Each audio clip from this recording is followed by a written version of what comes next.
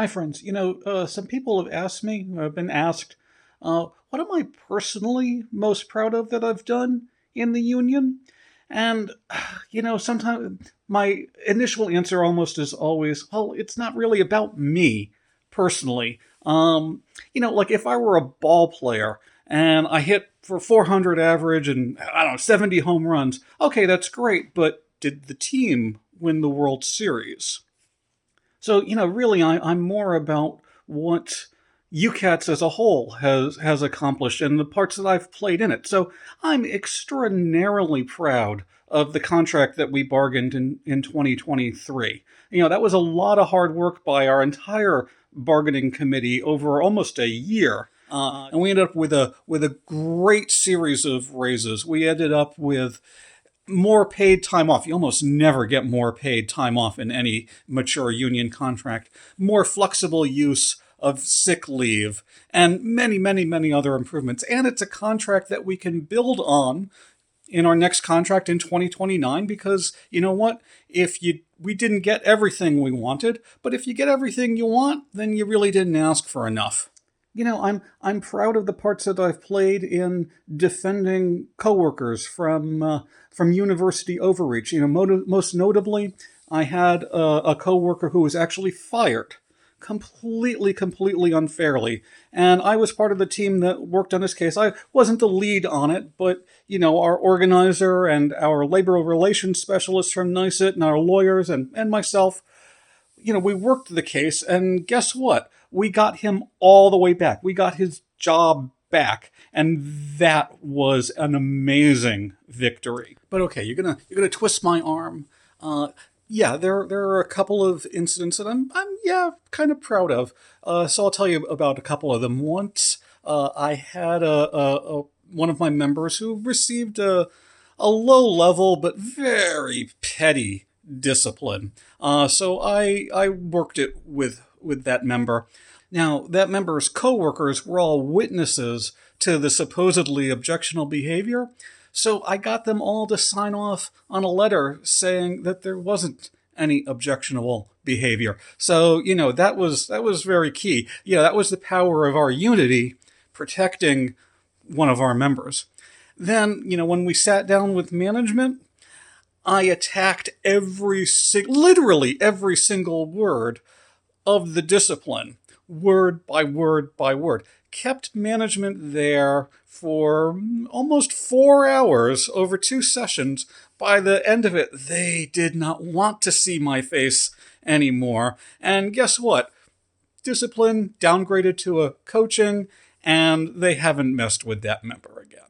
I'll give you another example, and this is probably my personal action that I'm probably most proud of. In the 2017 contract negotiations, one of the big issues that year was our pension plan. UCATS has one of the very few defined benefit pension plans left in the whole country. So, those of us who have it, we will get a certain amount of money every month for the rest of our lives, and that's gold to us. In 2017, NYU wanted to change to a defined contribution plan, a 403B, at least for everyone hired after that date, everyone going forward. Now, for many, I think, pretty obvious reasons, we were not interested in doing that, so we shot that proposal down. So NYU came back to us and put a new proposal on the table. Give every new hire a choice, whether they want to enter the defined benefit pension plan or the defined contribution plan. And of course, both of them have pluses and minuses, vesting time or uncertainty in the markets, that sort of thing. At first, it didn't have a whole lot of support on the bargaining committee, and there were a number of members who were at first inclined to reject it. But personally, I thought that it was a reasonable compromise and one that would help us conclude the contract, which was the whole point of why we were there. So, in a private caucus meeting, I sat down on the other side of the table from the rest of the team and laid out my thoughts. It might work for one member to have the traditional pension plan, but then it might work for someone else to have a 403B. And who were we to say they couldn't have the choice?